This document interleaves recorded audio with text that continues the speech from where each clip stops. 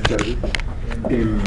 Quisiera presentarles en este tiempo una propuesta sobre, con una mirada sobre las experiencias coloniales, la cultura visual, teniendo en cuenta un elemento que es bien particular. ¿Me están escuchando? Sí, cómo no. Un elemento que es bien particular, y es cómo se vincula lo que quiero contarles con la exposición de Caballero. Y creo que uno de los puntos que va a articular esa relación es precisamente, y creo que no hay mejor título, el deseo y el tormento. Son dos palabras, claro, la relación deseo-tormento y el subtítulo, una experiencia secularizada. Creo que no es mejor título, no solo para ver la obra de Caballero, sino también para pensar cuáles son los argumentos de dónde vienen las experiencias del deseo y del tormento, que no son contemporáneas, sino que tienen una fuerte raíz en la cultura colonial. Y precisamente el elemento que vincula estos espacios, lo colonial y lo contemporáneo, que a veces lo sentiríamos como muy alejado, como si 3 siglos hubiesen generado una ruptura. El elemento que quiero mostrarles con esta conferencia es precisamente cómo lo que hoy tenemos alrededor de la experiencia del cuerpo está vinculado directamente con lo que generó el barroco. El barroco, de hecho, hace una ruptura con 17 siglos de tradición cristiana, desde los orígenes del cristianismo, el mundo antiguo, la tradición medieval.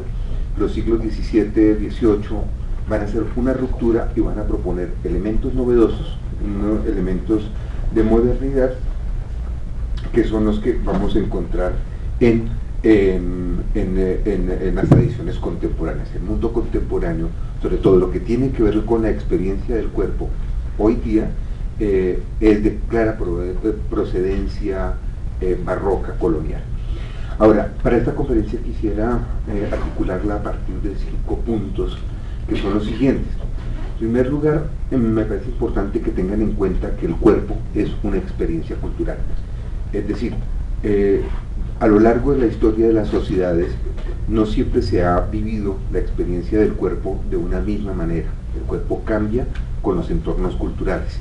Esto quiere decir que las experiencias sobre la sexualidad, las experiencias de cómo tratar el cuerpo, cómo vestirlo, qué significa la desnudez, las relaciones con respecto a la mortificación, el deseo y el tormento que están en exposición, todos estos aspectos dependen de una cultura.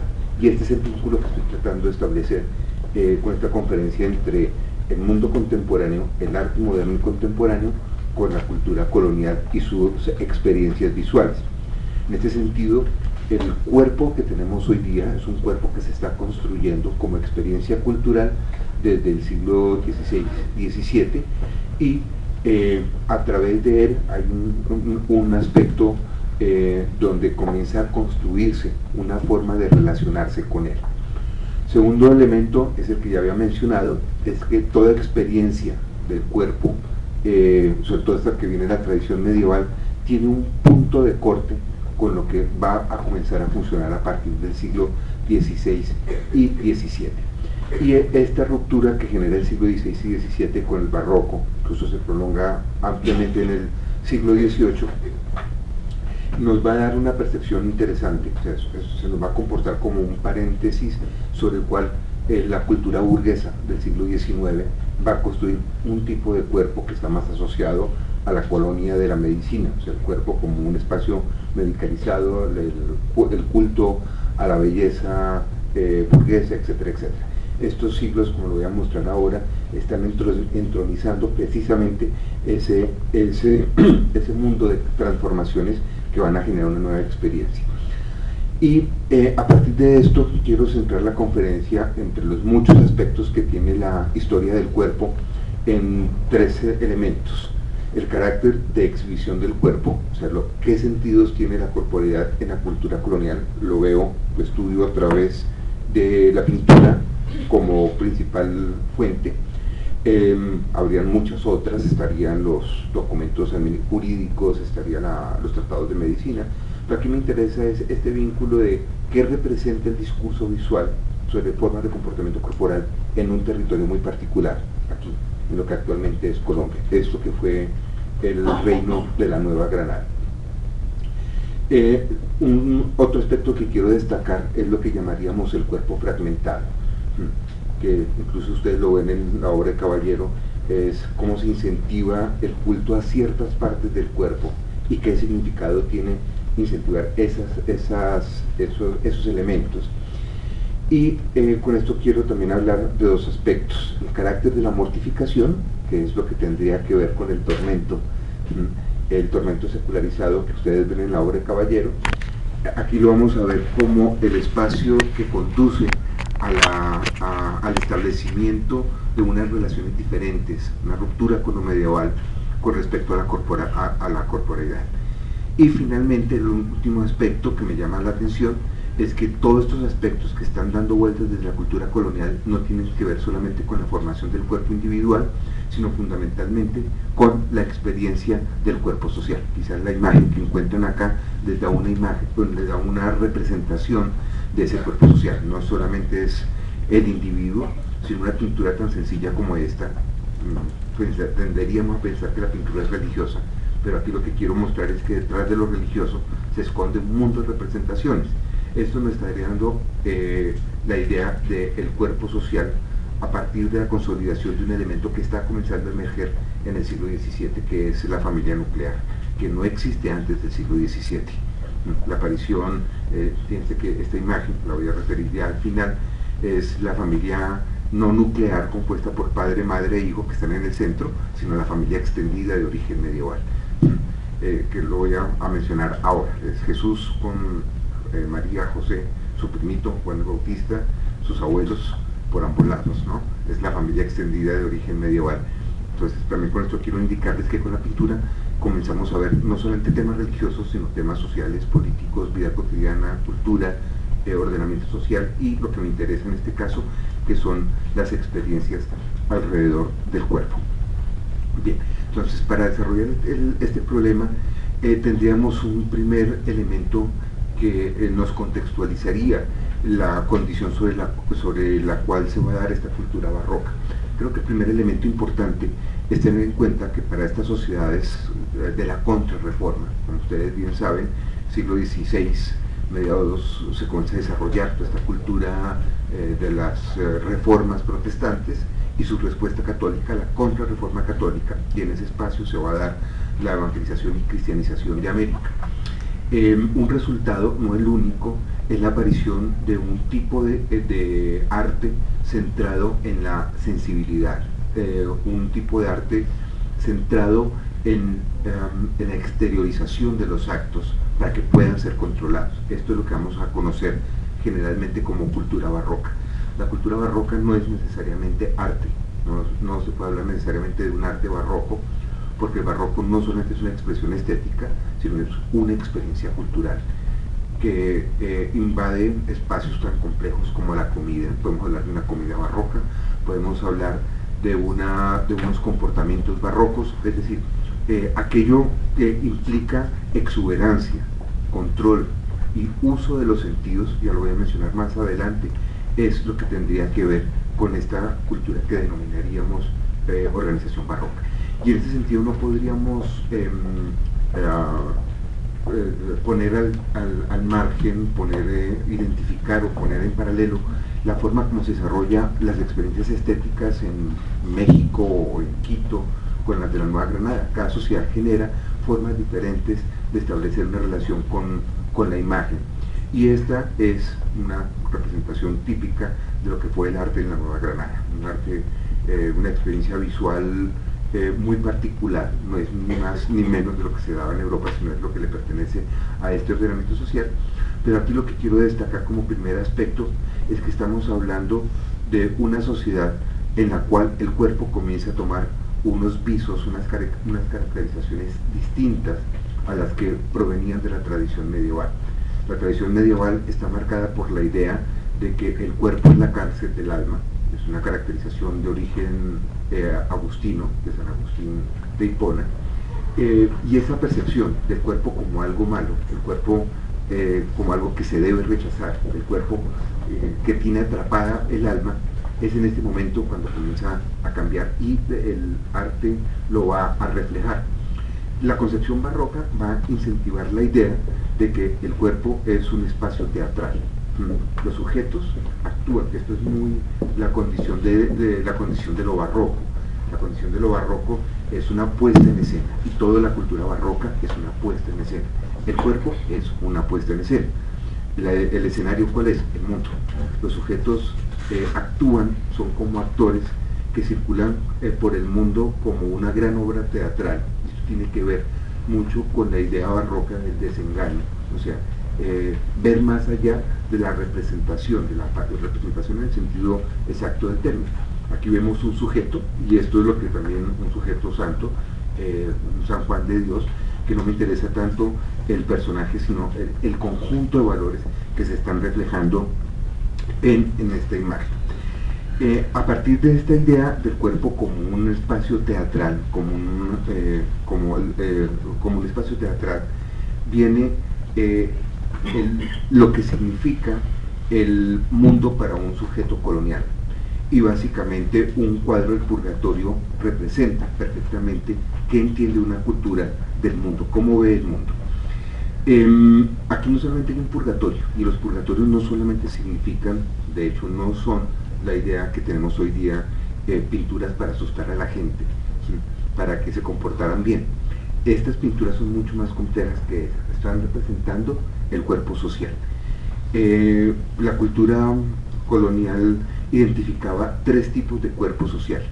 Uno, la iglesia glorificante, que es la que se encuentra en la parte superior, que es la que representa a Cristo resucitado y sus santos. La iglesia purgante, que son los que están en el purgatorio, los que están purgándose.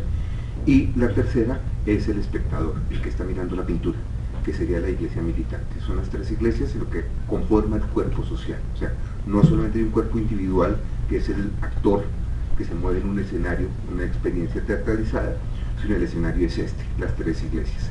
Esto también de hecho les da una idea diferente de lo que son los purgatorios. Repito, no son figuras para asustar a la gente, sino es un sistema de mutua ayuda, porque el espectador le reza a las almas del purgatorio, le reza a los santos para salvar a las almas del purgatorio, pero al mismo tiempo le pide a las almas purgantes para que le concedan favores. Y al mismo tiempo le reza a los santos para que ayuden saquen a las almas del purgatorio. O sea, es un sistema de mutua ayuda, un sistema de solidaridad entre los tres sistemas. Esto creo que explica bastante bien lo que es la sociedad colonial. Tengan en cuenta que estamos hablando también de una sociedad sacralizada. No existe la posibilidad de no creer en Dios, no hay ateos todavía. Los primeros ateos vendrán hasta el siglo XIX, o ni siquiera ateos, incrédulos.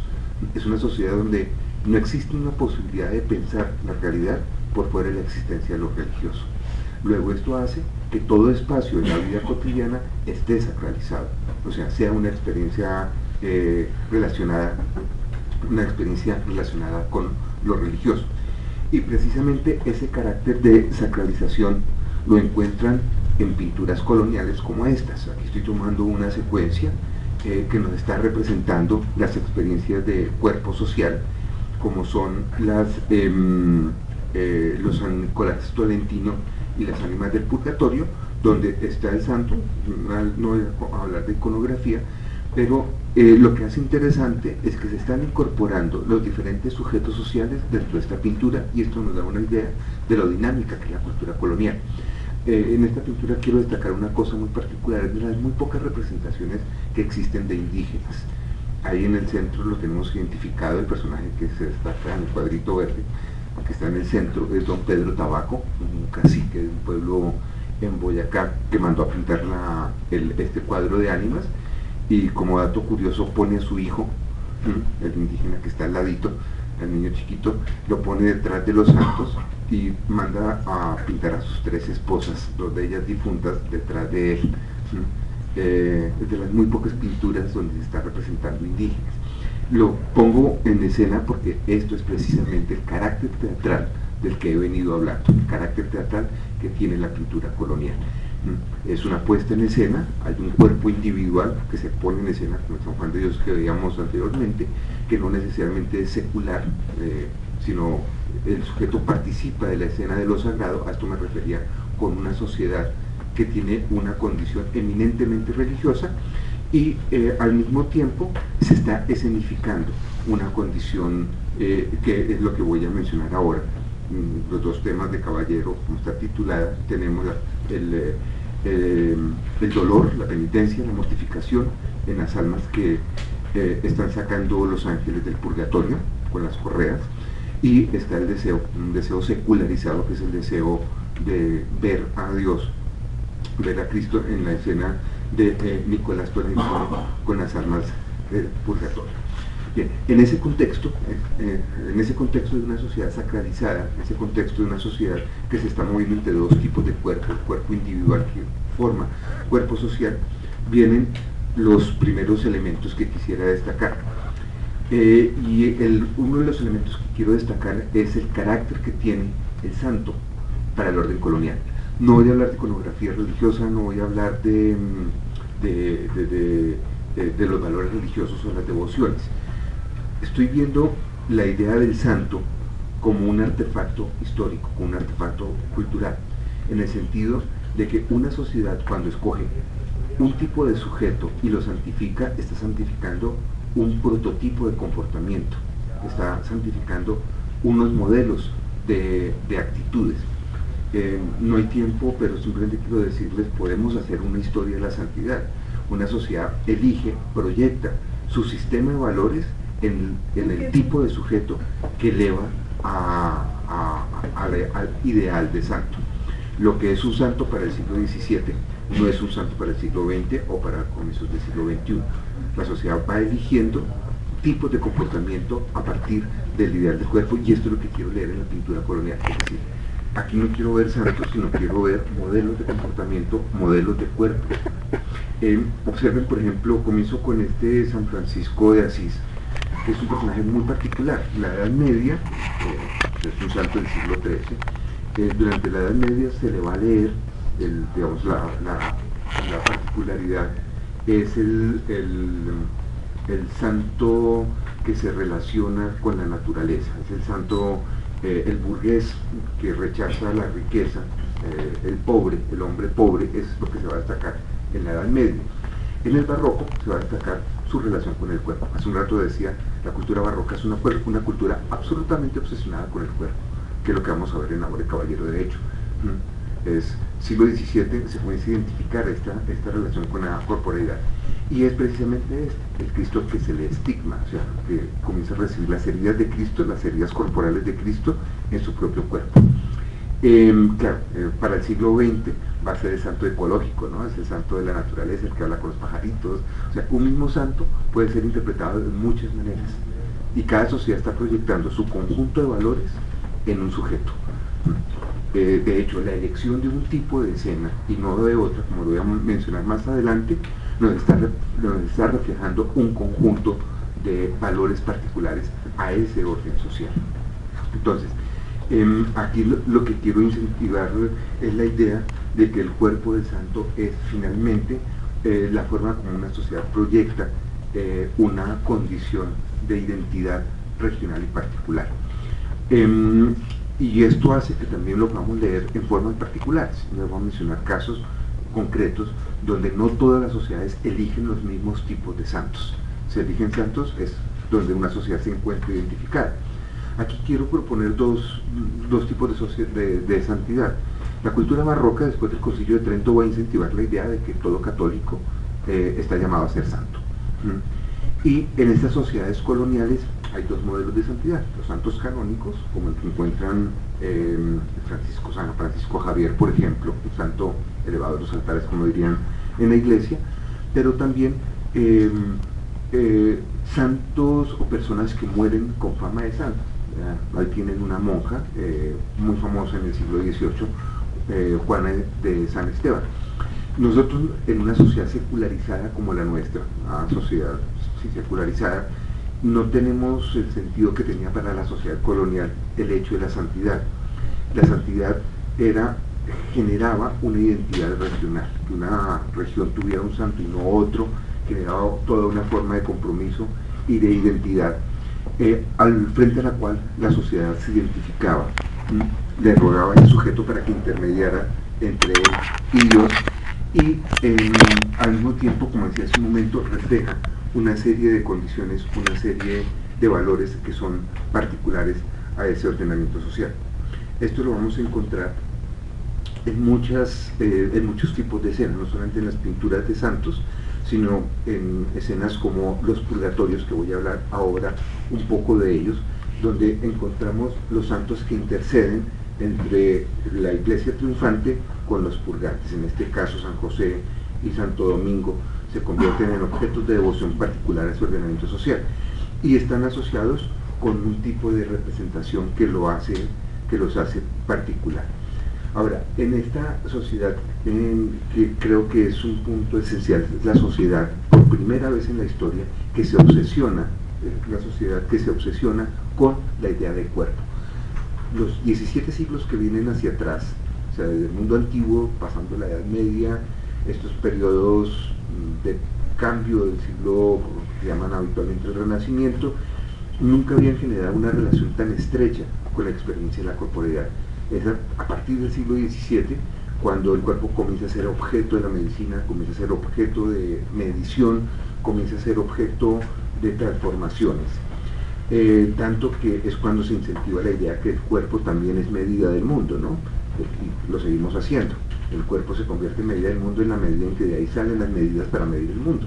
El pie, el codo, la pulgada, la brazada, etcétera, etcétera. El cuerpo es medida del mundo y esto comienza a desarrollarse en el siglo XV-XVI. Paralela a esa obsesión por la experiencia del cuerpo, paralela a esa experiencia, viene la experiencia también de buscar o hacerse la pregunta de cuáles son las conexiones que tiene el cuerpo con el alma, y esto es lo que nos manda a lo que mencionaba al comienzo, donde se comienza a romper esa idea de que el alma está prisionera en el cuerpo. Para esto, claro, esto obviamente los ángeles el culto a los ángeles en estos siglos es precisamente uno de los elementos que está reflejando esa nueva condición con respecto al alma. Esta tabla no la voy a explicar, sino simplemente la presento para que vean un poco la complejidad del asunto. Cuando hablo de las condiciones del alma, y yo lo voy a mencionar con respecto a las experiencias del cuerpo, porque el elemento novedoso que ya lo voy a explicar es que se comienza a considerar que el cuerpo es un reflejo de las condiciones del alma. El rostro es ventana del alma, siguen diciendo por ahí. Toda la corporeidad, toda la expresión corporal debe ser una representación del alma. Y el alma está compuesta por estos elementos, es lo que habitualmente se llaman las virtudes. Las virtudes son un montón. Aquí esta tabla la he venido componiendo a partir de los tratados que circulan, son cerca de 42, las teologales, cardinales, los vicios capitales, las evangélicas, son un montón. Lo que hace compleja la interpretación de las virtudes es que, por ejemplo, una que es muy neogranadina, la humildad, su contrapartida, la soberbia. La humildad relacionada con la modestia, si está afectada por la potencia de la voluntad. Hay tres potencias en la tradición medieval colonial: la memoria, el entendimiento y la voluntad.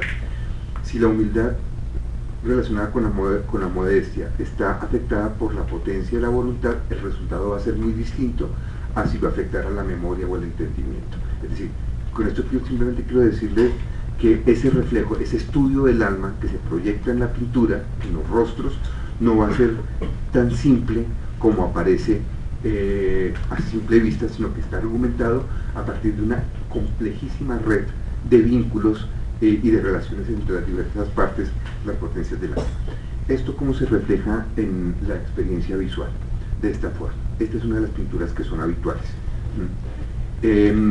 Claro, me refería con el título de la conferencia de Caballero, con la idea de la mortificación. La mortificación para poder purificar el cuerpo, que es el gran cambio que se está dando, como mencionaba hace un momento. El gran cambio que se está dando es que el alma no está presa en el cuerpo. El cuerpo, se comienza a preguntar el barroco, puede ser bueno, pero para que sea bueno hay que purificarlo, hay que limpiarlo. Y la limpieza del cuerpo, para que sea posible, se inicia con el proceso de mortificar. Todo cristiano está obligado a mortificarlo, todo cristiano está obligado a mortificar el cuerpo. Y esa mortificación del cuerpo comienza a representarse en santos. Fíjense, por ejemplo, está María Magdalena. María Magdalena se puede representar lavando los pies de Cristo, se puede representar en la caverna, que es una figura típica, o con su vasito de perfume, pero la representación típicamente colonial es esta, la mujer que se está mortificando. Y es un mensaje directo a la conformación de una identidad femenina, identificar lo femenino con mortificación, con martirio, con sacrificio, con virginidad relacionada con martirio. Claro, este es el punto intermedio, ya lo voy a explicar. Lo acompaño con un texto de uno de los sujetos ejemplares de la época, Pedro Claver, muere en 1654, si no me equivoco. Pero fíjense, el texto es muy interesante que pongo allí, porque está incentivando un elemento particular, y es la importancia de lo que él va a llamar el santo odio a sí mismo. Contrario a los valores contemporáneos, donde se trata de estimular mucho la idea de la autoestima, estas sociedades buscan todo lo contrario, el abandono en Dios. Si observan la imagen, es bien interesante porque se está enseñando formas extremas de mortificación. Ustedes pueden ver que esta santa se está mortificando con unas cadenas, ¿no? Lo que utiliza para golpearse son cadenas. Y este tipo de representaciones nos pone de presente un primer modelo de comportamiento corporal, que es la imagen del martirio. Si hacemos un top ten colonial, o sea, de qué es lo que más se representa, qué es lo que más se pinta, el tema que más se pinta es precisamente el de las mujeres mortificándose. Es interesante porque no estoy escogiendo las más horrorosas, estoy escogiendo lo normal. Esto pone presente una cosa bien interesante, que lo que pinta Caballero finalmente es bastante dulce alrededor de lo que se presenta en la pintura colonial. La pintura colonial tiene una pretensión, no es brusco la pretensión del objeto, una pretensión muy clara, es lo que se llama el pathos. Hace un rato decía, es una cultura obsesionada con el cuerpo, es una cultura que está comenzando a obsesionarse con el cuerpo, y la representación lo que pretende es eso, un poco la reacción que se acaba de tener, que es generar una emoción, una reacción, un pathos frente a la imagen para que la imagen se pueda meditar. Tengan en cuenta que aquí no se está pintando arte, esto no es arte. Estas pinturas son objetos devocionales, se producen para que la gente las medite, se producen para que es casi como detener una instantánea, como poner pausa en un video, y eso es lo que pinta el pintor, para que la meditación lo que haga es, o la reflexión sobre la pintura, correr la película, hacia adelante y hacia atrás, o sea, generar meditación. Por eso muchas veces el pintor escoge el momento más fuerte de la representación, que es el momento en que la mujer acaba de ser degollada, en el momento en que la están mortificando, esto es una representación absolutamente normal, esta idea de la experiencia corporal. Y ya más adelante les voy a indicar, por ejemplo, la importancia que tiene el seno en la cultura colonial, que son las vírgenes de la leche, son las vírgenes que están lactando a los santos, etcétera, que están asociadas con la divulgación de las virtudes. Esta idea de las Santa Bárbaras, esta es una Santa Bárbara, es una secuencia de varios autores sobre Santa Bárbara que son muy frecuentes en el centro del territorio, no nos está hablando solamente de la santa, nos está hablando de toda una experiencia corporal. La santa se puede representar de muchas formas. Se puede representar la santa con el atributo, que es lo normal en muchas partes de América. Se puede relatar un acontecimiento de su vida, lo mismo que les decía con San Francisco, el momento en que la están contando, un milagro. Hay muchas formas de representarla, una aparición, que es normal en Quito, pero aquí en la Nueva Granada lo que se escoge es esto, el momento en que la mujer está siendo mortificada, está siendo ajusticiada. Finalmente, el verdugo cumple un papel fundamental. Sin verdugo no hay martirio. El mártir es porque hay un verdugo. Y esto nos está dando una representación clarísima de lo que es la experiencia del cuerpo. El cuerpo debe ser mortificado para que exista una conexión con el alma. Observen en todas estas mujeres, bueno, pueden mirar los detalles, el rostro, a pesar del sufrimiento que están sintiendo, sus rostros permanecen impasibles, sus rostros no sienten dolor, porque este es el ideal al que debe aspirar el cristiano. En la mortificación no sentir dolor, porque en ese proceso se está llevando un proceso de mediación. Y este es el ejemplo clarísimo de lo que debe ser la vida del cristiano, la vida corporal del cristiano: seguir a Cristo, el Rey de los mártires. Cristo fue, ustedes lo saben, un proceso de la pasión, el cuerpo de Cristo fue mortificado. El cristiano lo que debe hacer es cargar su cruz, como dirían en la cultura colonial, con un elemento que también es bien particular, y es el que se comienza a concretar en este periodo, y es, como lo diría Michel de Certeau, el cristianismo es la religión que está obsesionada con un cuerpo ausente, que eso es una idea muy particular. O sea, es seguir el cuerpo de Cristo, el que se consume en los procesos eucarísticos y cosas por el estilo, pues el cuerpo que resucitó. El cristianismo persigue un cuerpo que está ausente. Y el tipo de cuerpo que se va a volver central en el barroco no es el cuerpo del Cristo resucitado medieval, sino es el cuerpo del Cristo muerto. El culto al Cristo crucificado es un culto que comienza a aparecer con fuerza, es en el siglo XV, no antes. Lo que está dando una relación muy compleja de las nuevas experiencias sobre el cuerpo. Ya no importa el cuerpo glorificado de Cristo, sino el cuerpo del crucificado. Y la experiencia colonial va a dar este tipo de representación. Para que se haga efectiva la vida de los cristianos, se tiene que comportar de esa manera. Fíjense, este Santo Domingo está rezando frente a un crucifijo con unas cadenas, con una disciplina en su mano, que es lo que posibilita la segunda narración, la que está al lado. Solamente el suplicio corporal, la mortificación corporal es la que permita que él pueda sacar almas del purgatorio.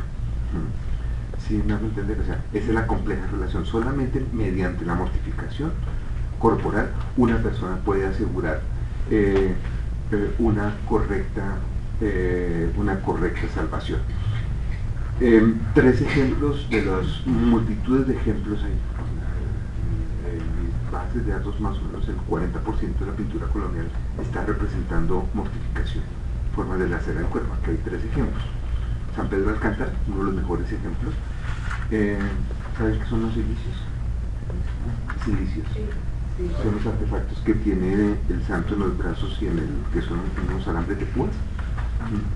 Unos alambres de púas que se ponían en donde más se movía el cuerpo. Las disciplinas son los azotes, como el que tiene los otros 2 santos. Aquí estoy tratando de ejemplificar lo que se le sugería, y esto no lo hacen los santos o los curas o las monjas. Esto se incentivaba para todos los católicos. O sea, todo buen católico tenía un proceso de mortificación en diferentes grados. El mayor era este. Las pinturas enseñaban cómo hacerlo. A veces me refería cuando les decía, esta es la experiencia con el cuerpo. El cuerpo de San Pedro Alcántara es un hombre flaco porque no come, que es una de las formas de mortificación. Todavía se sigue haciendo esto de las cuaresmas, los ayunos de los viernes, pero antes se extendía a todo el año, ¿no? La idea de mortificar el cuerpo. Hay muchas formas de mortificarlo. Con el alimento, mortificarlo oliendo cosas desagradables, mortificarlo oyendo cosas desagradables. Se mortificaba con ortigas en la espalda, ponerse garbanzos en los pies, en los zapatos, dentro del zapato. Leí un poco la expresión esta también colonial de una piedra en el zapato. Es toda la idea de la mortificación. O sea, todo cristiano debía mortificar su cuerpo si quería salvar su alma. La única forma de aspirar a la salvación no solamente con rezos, sino a punta de mortificación. Y a esto hay diferentes grados de mortificación. Estas pinturas están enseñando cómo hacerlo, ya sea con cilicios, ya sea con disciplinas, que son los azotes que tienen los personajes. Observen el texto que estoy poniendo, ahí es un texto de 1680, neogranadino. Antonia de Cabañas es una famosa no monja, una famosa beata, o sea, una mujer laica que murió con fama de santa. Y el texto es interesante. Sus disciplinas eran tan rigurosas que espantaban sus golpes, y aunque para hacerlas se retiraba en lo más oculto de la casa y de la noche, le descubrían los rigurosos ecos que resultaban de los azotes. A una deuda suya ponía admiración que estando tan flaca tuviera fuerzas contra sí, maltratándose con tan terribles golpes. La literatura colonial abunda en estas descripciones. Y esto es lo que nos destaca esa importancia de la mortificación corporal. Las pinturas coloniales están incentivando generalmente este tipo, y hay muchas descripciones, no las voy a leer todas, pero claro, esto también está muy acompañado de narraciones retóricas donde hay una relación muy complementaria entre la imagen que se pinta y la forma como se narra esa pintura. En esta el texto es retóricamente muy interesante, ¿no? Descargó sintiendo los golpes de la disciplina sobre su miserado cuerpo, y se hiere y comienzan a correr los ríos de sangre, las descripciones son fastuosas, se da 5.000 golpes, descarga sobre sí, etcétera, etcétera. Esto es de hecho la vida de una de las monjas más famosas del siglo XVIII, muere en olor de santidad y se le sigue proceso de santidad.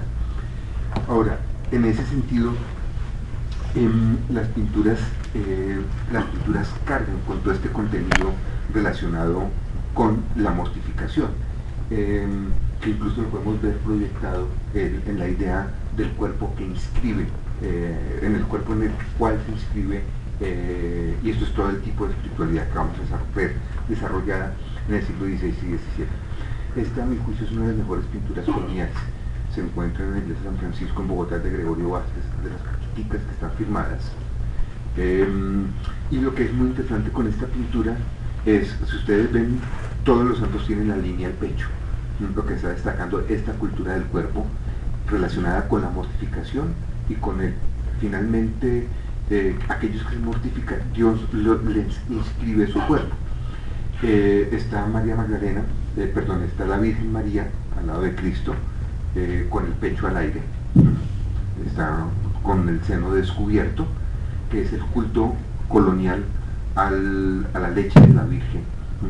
Si ustedes observan, no hace una lectura iconográfica, sino darles unos detallitos interesantes. La Virgen está mirando la herida de Cristo, la herida del pecho, por donde emana sangre, que es la relación muy interesante entre sangre y leche. En la tradición medieval, la leche es la corrupción de la sangre. No hay otra forma de explicarlo, es pura teoría moral. Si la sangre de Cristo lava los pecados, la leche de la Virgen transmite la virtud. Por eso hay una relación visual entre el pecho de la Virgen apunta al pecho de Cristo, que es la relación leche-sangre. Lo vamos a ver más adelante con otro montón de imágenes. Y a partir de esto vienen los santos relacionados con el cuerpo. Está San Francisco mostrando sus heridas en el pecho, Santa Clara con la custodia a la altura del pecho, San Vicente con el corazón flamígero, lo mismo que San Agustín. Teresa tiene la flecha de la transverberación que le atravesó el corazón, etcétera, etcétera, etcétera. Es decir, todos tienen la línea del pecho, todos están relacionados con el cuerpo, todos están relacionados con lo que se va a denominar la mística del corazón.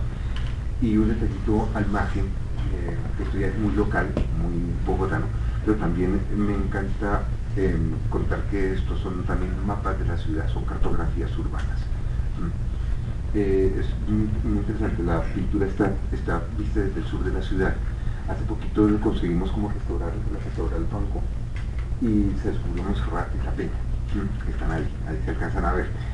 Pero lo que es interesante es que tienen la forma como está pintada, tiene el orden de los conventos que hay en Bogotá, son la carrera séptima, o sea, esa es la carrera séptima, y están los conventos en su orden, de sur a norte, o sea, de sur a norte, con excepción de las monjas, que son los conventos que están a oriente y a occidente de la ciudad. Eso es un comentario muy al margen, ahí tengo un estudio sobre esto ya un poco más complejo, y en los dos extremos, los dos conventos que están por fuera de la ciudad, San Juan de Dios y los capuchinos.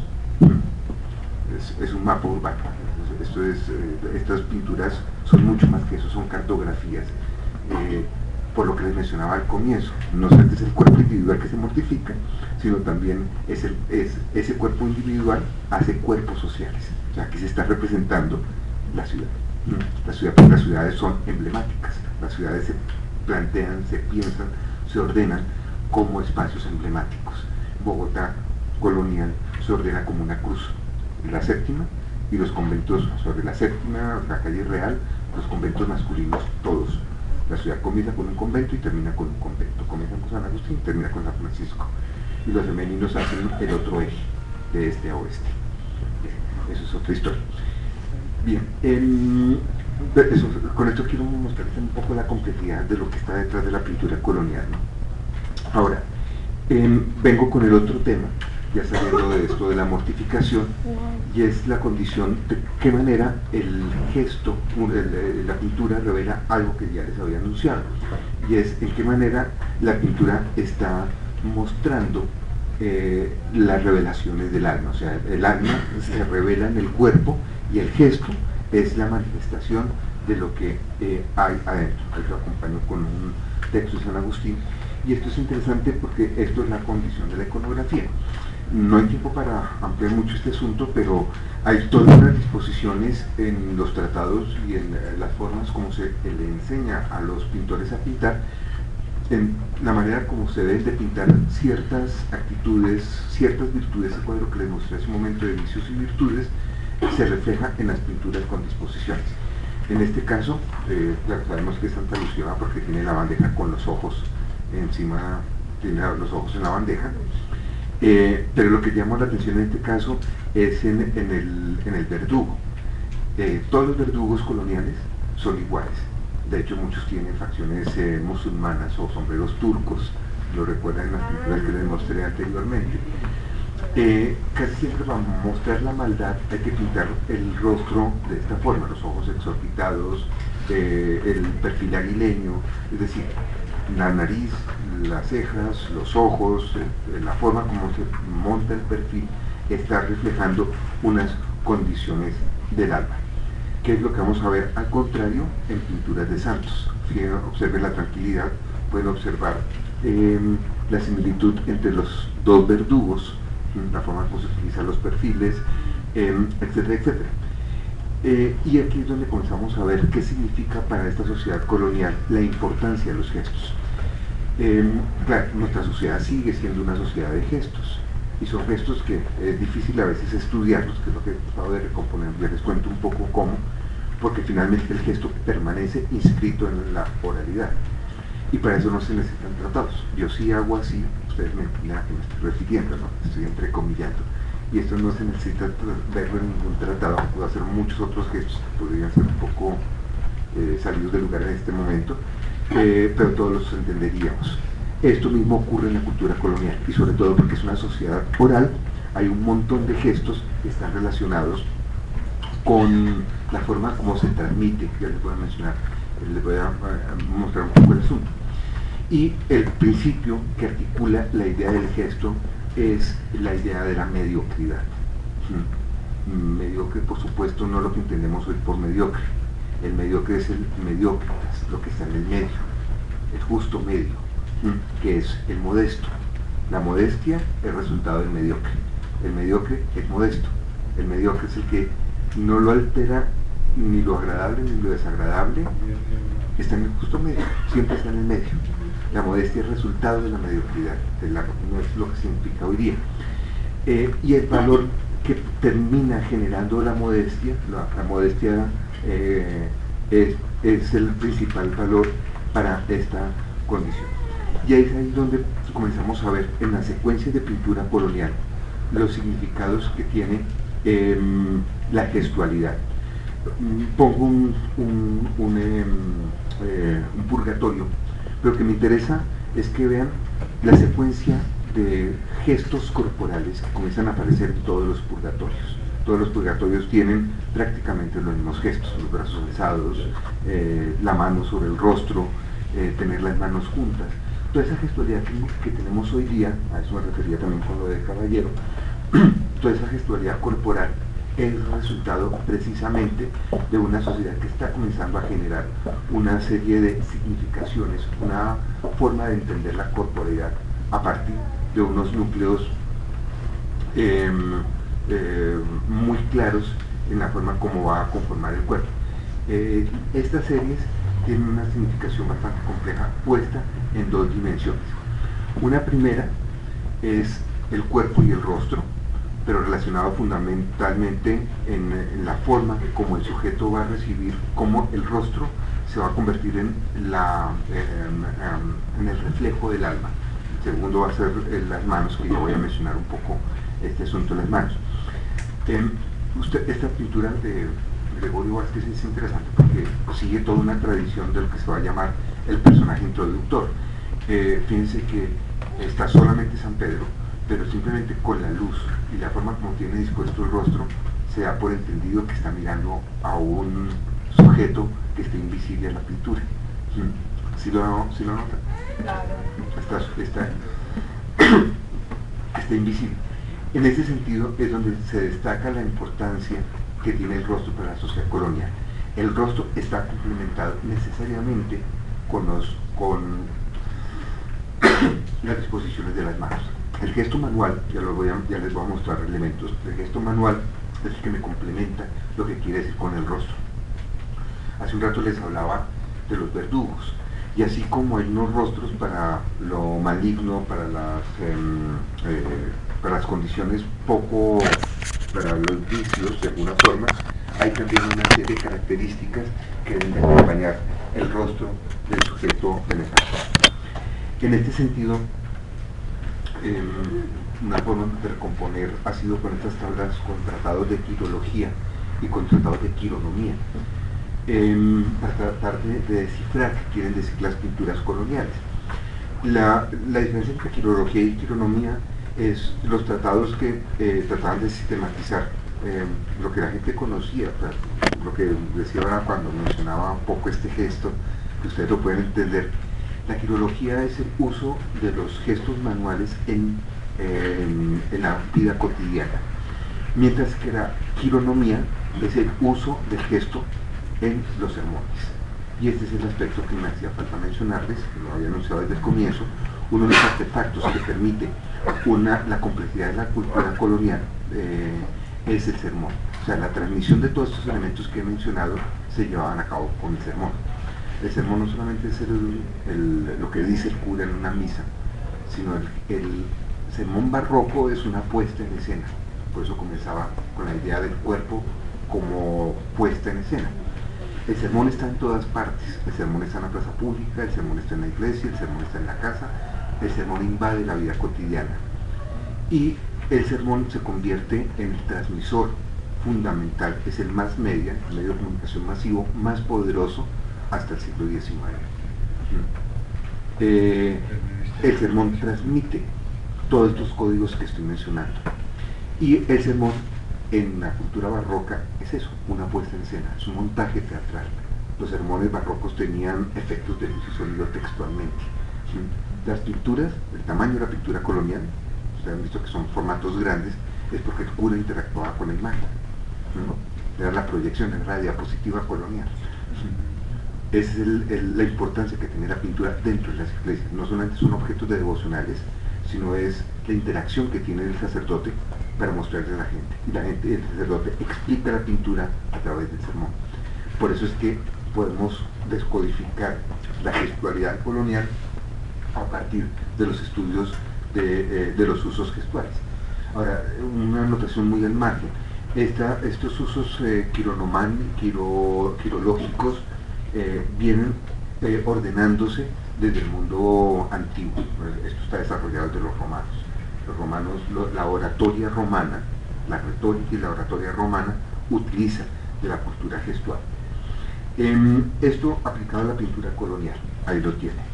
He tratado de tomar pinturas coloniales y tratar de descodificar los gestos que aparecen en las tablas quironómicas, en los tratados quironómicos, y es interesante. Eso, por ejemplo, gesto, pacífica, que significa generosa confianza, autoridad. La segunda, el dolobit, que es el dolor personal ante el pecado, que es el gesto de tener las manos juntas. El cuarto, por mencionar, o el quinto, por mencionar alguna cosa, el epatur, que es aclamación, exhortación, indicar que se debía tomar valor, etc. Es decir, cada gesto manual que vamos a encontrar en las pinturas está representando una actitud, un comportamiento, está comunicando un elemento complejo. Y esto es lo que hace que el gesto se convierta dentro de una cultura de la oralidad, una forma de comunicar. Ahí tienen un ejemplo de los que mencionaba hace un rato, les mostraba imágenes de las mártires en el momento de su tormento. Aquí tienen a Santa Catalina, una de las pocas pinturas donde no está el tormento, sino está conversando con el rey que le está probando el conocimiento. Fíjense la similitud de los gestos. Pero para ponerlo en forma más clásica, voy a tomar, la pintura colonial generalmente está basada sobre grabados. Voy a tomar el mismo grabado, voy a tomar dos ejemplos de pintura colonial para mostrarles cómo la pintura son conversaciones mudas. Aquí está el grabado que se utiliza en el Nuevo Reino habitualmente, el de Vierix, el de la Anunciación, que es el grabado autorizado por la Iglesia. El pintor, cuando pintaba una pintura esta es para devoción, este es de Gregorio Vázquez, ustedes pueden observar que lo que hace el pintor es variar los significados de la mano. No es lo mismo el gesto manual del grabado al gesto manual que aparece en la pintura. El que aparece en esta pintura, a diferencia del otro, es el gesto del ángel, le dice a la Virgen, espera con atención. Ella con la mano en el pecho quiere decir, comprometo mi fe. Pero, si tomamos otra pintura, el significado es distinto. El significado es, con el gesto manual es, Dios te protege, y ella afirma con sorpresa. ¿No voy a entender? O sea, la misma pintura, la misma escena, con los gestos manuales, puede tener diversos significados. Se convierte en una cultura, y esto lo entiende cualquier persona colonial que está viendo la pintura. Nosotros le perdemos sentido, pero cualquier persona colonial y puede entender, porque le han enseñado a codificar. Si a una persona colonial le hacemos así, no va a entender a qué estamos haciendo referencia. ¿Me hago entender? Por darles otro par de ejemplos, y esto hace que las pinturas se conviertan en todo un conjunto de diálogos a veces muy complejos que, como les decía, se nos pierde a nosotros el sentido. La pintura como esta, que es una visión de San Ignacio de Loyola, tiene también su perspectiva. Con el gesto, San Ignacio, Dios Padre, con el gesto manual, le está diciendo, yo te ayudaré en Roma, y le está mostrando un argumento de meditación, mientras que él responde con imploración y arrepentimiento.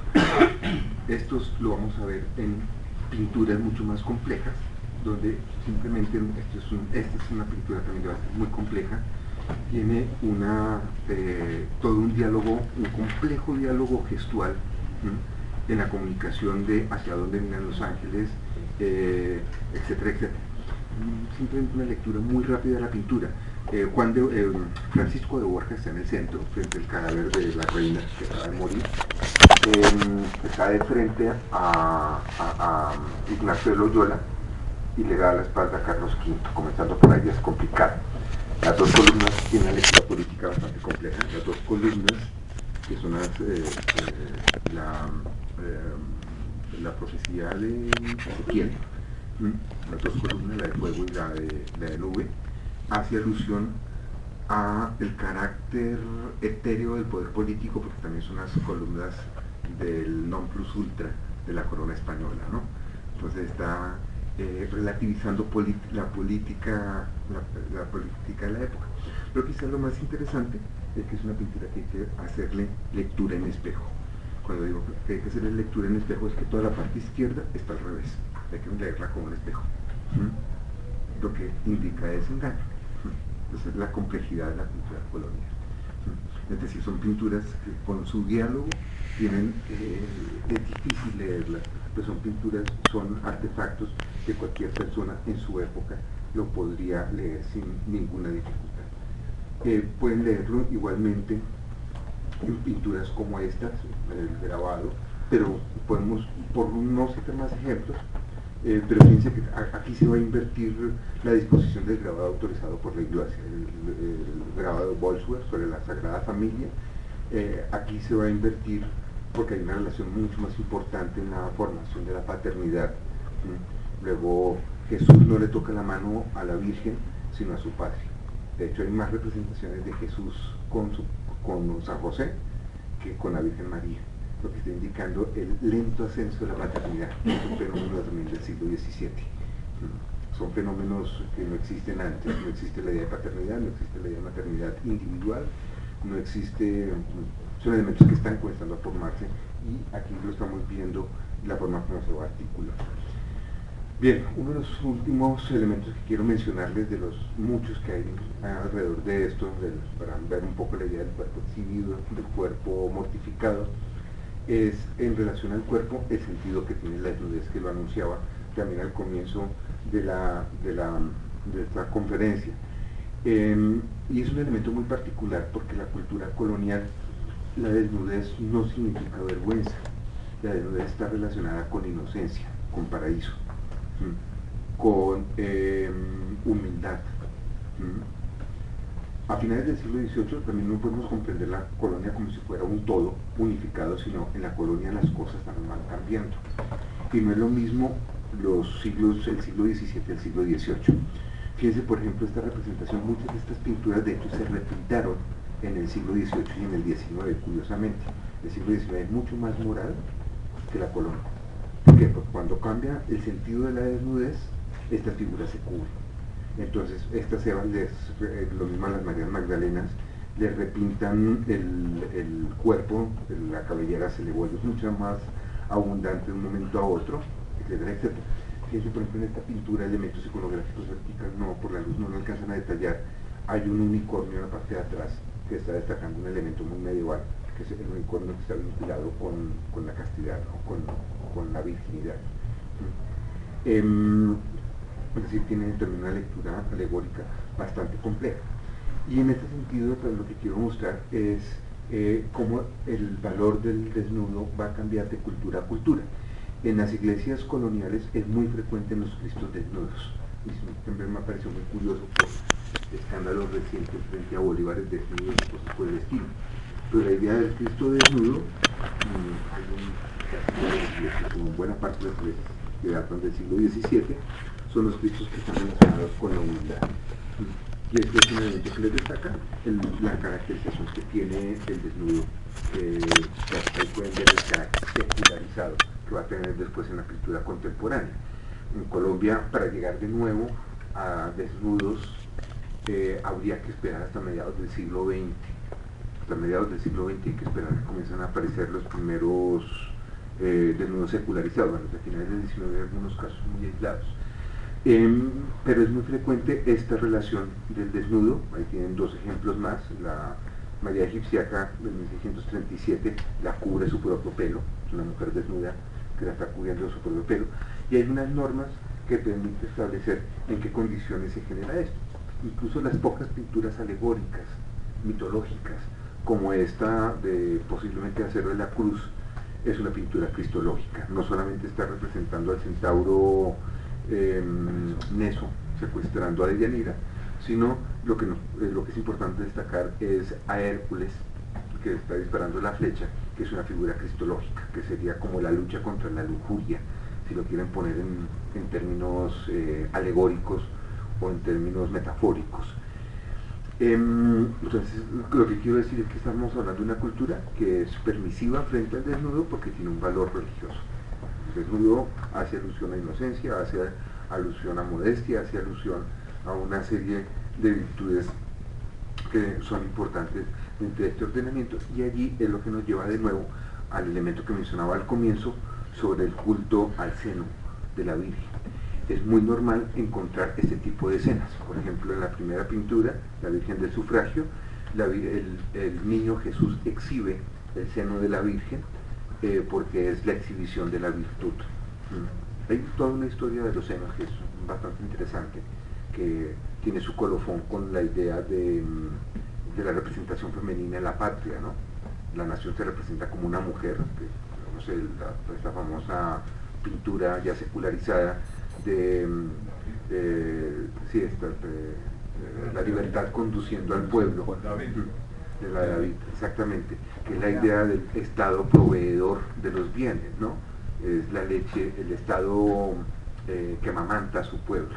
Pues es una figura, una entidad femenina que tiene antecedentes, que tiene antecedentes precisamente en estas imágenes de Jesús exhibiendo el pecho, ofreciéndoselo a los purgantes, y hay todo un culto a la idea de la Virgen, que hoy día podría ser escabroso, pero para esta sociedad normal, la Virgen alimentando a los santos, ¿no? Al santo, San Cayetano, San Antonio, hay montones de santos que, rezándole a la Virgen descubre su pecho y les cae un chorrito de leche directo a la boca. Esto es muy normal en este tipo de sociedades. Con esto me quiero destacarles un poco esta idea que mencionaba al comienzo de la sesión del cuerpo fragmentado. Como les decía, lo vamos a encontrar también en el culto, por ejemplo, a Santa Águeda, que va a ser muy fuerte en el Nuevo Reino. Es una mujer que le cortan los senos. A eso me refería con el patos al comienzo de la conferencia, ¿no? Que es la idea del óseo, el pecho herido de Santa Bárbara, que es la idea del cuerpo mortificado, el cuerpo herido, el cuerpo exhibido. Hay un último tema, para no alargar mucho este asunto, que es lo que está relacionado con el vestido, la belleza, la vanidad y el desengaño. Porque así como el desnudo tiene un significado, también en la pintura colonial el vestido tiene un significado. Y comenzaríamos con pinturas, estas pinturas son muy comunes sobre todo en regiones indígenas, que es el cuerpo desollado de de San Bartolomé, que finalmente la piel es el vestido del interior. Eso es un poco lo que quiero significar alegóricamente. La piel es el vestido que recubre las virtudes del interior, pero también tiene que ver con el vestido externo, con la forma como se lleva la ropa. Aunque ustedes no lo crean, la ropa también está reglamentada en la cultura colonial. Un terciopelo no lo puede utilizar cualquiera, un tafetán, una holanda, una prenda de ruan o ruana no la puede utilizar cualquiera. Todo eso está reglamentado. ¿Por qué? Porque el vestuario representa condiciones del alma. Si el rostro representa condiciones del alma, el vestuario también representa virtudes y condiciones del sujeto. Un ejemplo, esta pintura del siglo XVII, 1635 aproximadamente, actualmente se encuentra en el Museo de Santa Clara, siempre ha pertenecido a este convento, hasta que la restauraron hace unos 20 años, descubrieron que eran los dos donantes, porque en algún momento, finales del XVIII, comienzos del siglo XIX, a los dos donantes los habían convertido, que son los dos fundadores del convento de Santa Clara, los habían convertido en San Juan y María Magdalena. Les habían tapado los habían cubierto. Con el proceso de restauración se dan cuenta que son dos donantes, que parte del asunto es la riqueza de su vestuario se convierte en inmoral para finales de la colonia, o sobre todo para el siglo XIX. El siglo XIX va a generar una moralidad mucho más fuerte de la que existía en la cultura colonial. Entonces también me parece importante que vean que existen también diferentes etapas, diferentes formas de hacer representaciones sobre lo corporal. Y esto lo vamos a ver, por ejemplo, en la pintura de retrato. Una pintura, esta es un personaje que es muy interesante, el virrey Solís. El virrey Solís es un personaje bien interesante, ya les voy a contar por qué. Es tal vez uno de los primeros nobles reales, nobles de verdad más bien, que llegan al nuevo reino. Pero aquí no solamente estamos viendo un vestido, con su vestido viene una compleja significación de elementos: que haya cortina, que tenga peluca de 3 rulos, no de 2 rulos, que el cuello sea de bretaña, que tenga botanaduras, faltriquera de oro, que se denote la empuñadura, que haya guantes de seda, sombrero guarnecido, terciopelo negro. No solamente son elementos que acompañan al sujeto, está hablando de las virtudes del virrey Solís. O sea, esto es un conjunto que está describiendo, no lo está pintando, está contando un conjunto de situaciones que hacen complejo la lectura de la pintura, lo que les decía, igual que los gestos, cualquier persona de su época podía entender a qué se refería. Una forma para descifrarla fue cuando encontré esta otra pintura, que es el momento cuando el rey Solís, cuando le tocaba partir para España, entregando el bastón de mando a su sucesor, el hombrecito se metió a un convento y muere en Bogotá siendo monje franciscano. Es una historia bastante interesante porque es el hombre con toda la riqueza que opta por la humildad, lo que les decía hace un rato, la idea de la modestia y de la humildad. Y lo que es interesante es que todos los objetos que aparecen en la primera pintura aparecen botados en la segunda. Y esto es lo que le genera la idea de cómo el vestuario está representando un conjunto de virtudes. Todos los elementos lo pueden ver, lo que les he mostrado algunos, como la peluca de 3 rulos, los guantes, la orden de mantesa, el manto de la orden de mantesa. Todos los elementos terminan botados en el piso, en el momento en que él está recibiendo el hábito de los franciscanos. Esta es la idea también con el vestuario. El vestuario está representando condiciones de alma, está generando vínculos con virtudes, y esto es lo que hace compleja la representación. Un último tema, quizás uno de los más barrocos, es la idea de la muerte. El cuerpo muerto, el cuerpo yacente y el cuerpo fragmentado es el último artefacto, el último elemento que va a generar el barroco y que va a ser un legado fuertísimo para nuestra cultura colonial. De hecho, lo pueden ver también en la exposición. Los cuerpos yacentes son esenciales, ya en una perspectiva obviamente secularizada, pero son bastante fuertes. La muerte es el tema obsesivo de la cultura barroca. La cultura barroca es una cultura que anda obsesionada con la idea de la muerte. De hecho, es a partir del siglo XVII cuando comienza a llorarse la muerte. Antes no se llora la muerte es el tránsito natural que debe alegrar a los cristianos porque es la contemplación de Dios. A partir del siglo XVII se comienza a llorar la muerte, se comienza a llorar, a sentir la pérdida, y la muerte se va a ver básicamente como desengaño. Por eso van a abundar pinturas que están reflejando al sujeto que está haciendo precisamente este tránsito. Y relacionado con el tema anterior viene precisamente la condición. El sujeto que muere en el orden de santidad, el sujeto que ha muerto virtuosamente, Dios lo recompensa, no en esta vida, en la otra. Es la idea de la recompensa. La recompensa es incluso corporalmente. Aquí les estoy mostrando una pintura de una monja muy importante, muy famosa, quizás el personaje más importante del siglo XVII, que son 2 monjas, en paréntesis. El canon historiográfico del siglo XIX, que está construyendo nación, le da importancia a los héroes populares y a los seculares, a los Antonio Nariños, a los comuneros, a este tipo de personajes. Pero los personajes que son importantes para esa sociedad son estas monjas, son los héroes.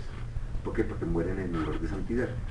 Esta mujer, como esta María Gertrudis Teresa Santa Inés, y de hecho es de Pamplona, y Francisca del Niño Jesús son los 2 personajes más importantes del siglo XVIII. De hecho, se recoge plata para adelantar el proceso de canonización de este par de mujeres. Aunque más avanza el de Francisca del Niño Jesús. Bueno, esa es otra historia. Aquí lo que quiero mostrar es lo siguiente. Esta mujer muere de 63 años. Y la vida ejemplar que se escribe y el proceso que se le adelanta de santidad es porque, según la historia que circulaba en Bogotá, estuvo posesa por el demonio durante 45 años. Y hacía de todo. Es muy interesante leer su vida ejemplar porque agarraba a sus compañeras a totazos contra las paredes, empujaba al confesor en el pozo séptico, pero ella no obraba por sí misma, sino era obra del demonio, porque ella estaba poseída por el demonio.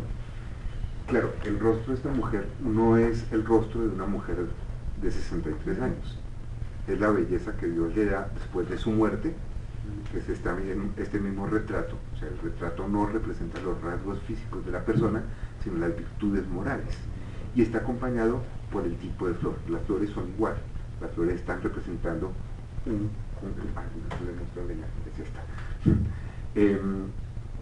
están representando un conjunto de virtudes. Y esta es la importancia que va a adquirir en el nuevo Reino de Granada, que es excepcional, la idea de la representación de las monjas coronadas muertas. Monjas coronadas muertas, que son estas mujeres, de hecho una colección del Banco en Bogotá, esta es una de las mejores colecciones que la han comprado los conventos femeninos, representación de la muerte, porque es el momento más pleno de los sujetos. Incluso como ejemplo, les quisiera mostrar también una pintura que es desconocida, que es el Virrey Solís muerto. El cajón lo forma un texto del Eclesiastés, si no me equivoco, donde hace alusión al desprendimiento, a la humildad, a la generosidad de este sujeto. Igual que las monjas coronadas, está sobre ladrillos su cuerpo yaciente. Y este es el culto que instaura la cultura colonial. ¿Cuál es la importancia de esto? La muerte desengaña.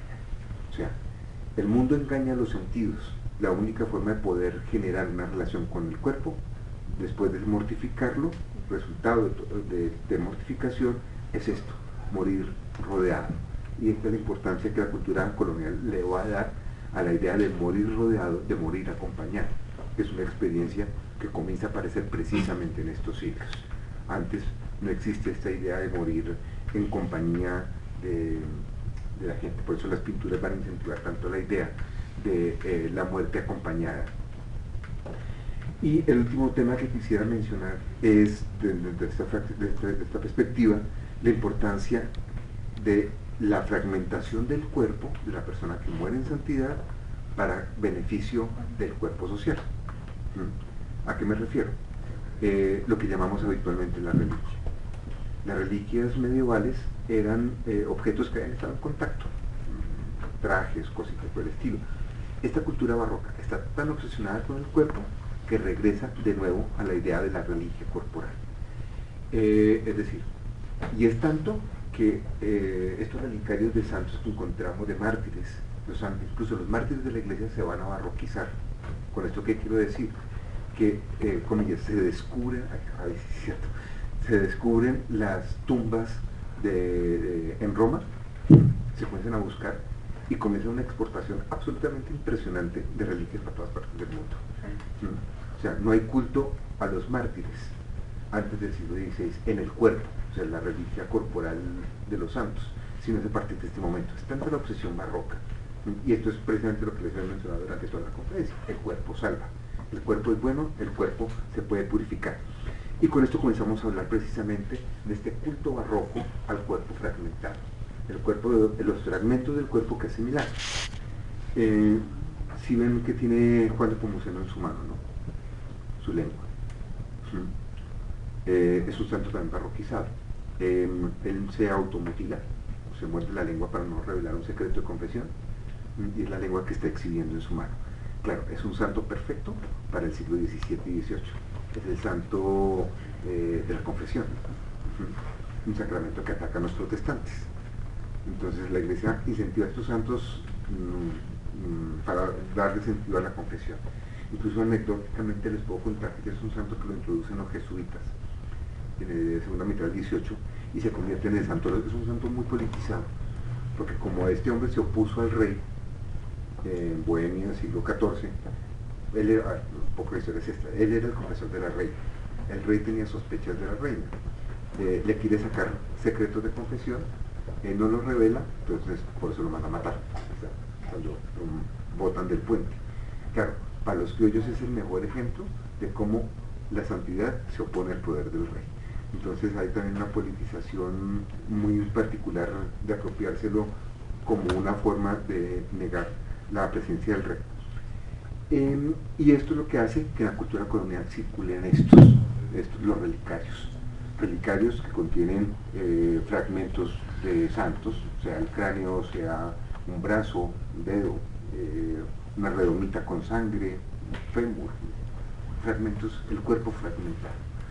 Este cuerpo fragmentado, el mejor ejemplo, uno de los mejores ejemplos quizás es este es el croquis del altar de las reliquias en la iglesia de San Ignacio en Bogotá, que es este retablo, este es el croquis, este es el retablo.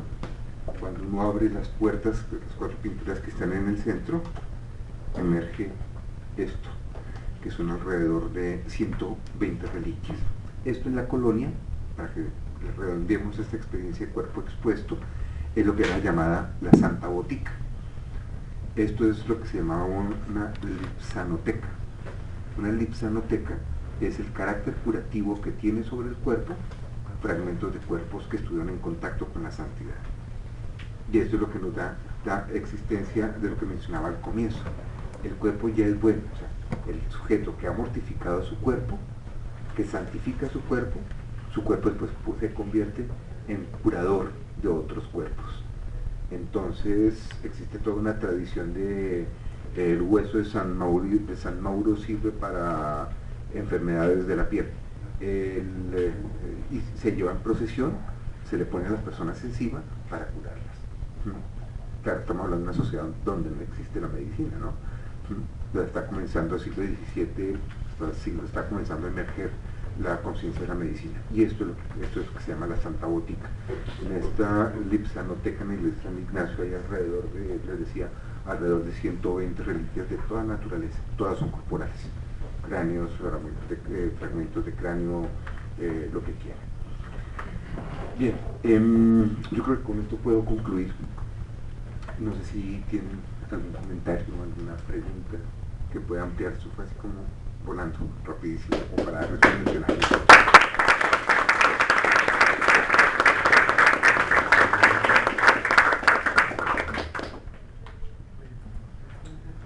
Sí. Sobre todo, agradecerle su charla, muy interesante. No tengo alguna duda, a ver, no tanto con lo que usted expone como con algunas cosas que nos sugiere.